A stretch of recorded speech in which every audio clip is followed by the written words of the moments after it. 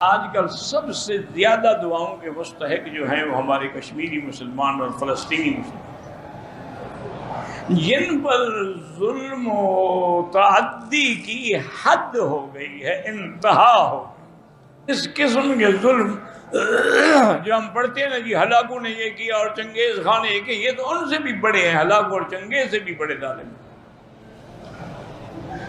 آپ دیکھتے ہوں گے کہ فلسطین والوں کے پاس کیا ہے، پتھر اٹھا کے مارتے ہیں بیچارے، یہ پتھر مارتے ہیں، وہ سیدھی گولی مارتے ہیں۔ جمعہ کے دن مسجد اقصی جو قبلہ اول ہے اس کو بند رکھا گیا اور جمعہ بھی نہیں پڑھنے دیا گیا۔ اس لیے خصوصی دعا کریں کہ اللہ ہمارے ان مسلمان بھائیوں کو ظلم و ستم سے نجات عطا فرمائے، اور اللہ تبارک و تعالی ظالموں سے اپنی قدرت سے بدلہ دیں۔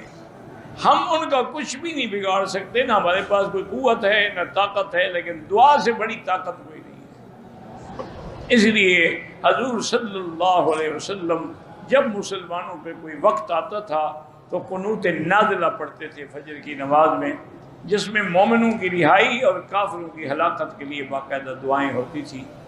آج اللہ کی شان ہے، ہمارے مدرسے بھی خاموش ہیں، مسجدیں بھی خاموش ہیں، مولوی بھی خاموش ہیں، اور مسلمان مر رہے ہیں۔ کم سے کم بھی دعا تو کر سکتے ہو، اور کچھ نہیں کر سکتے ہو۔ اتنا تو بے حس نہ ہو جائیں۔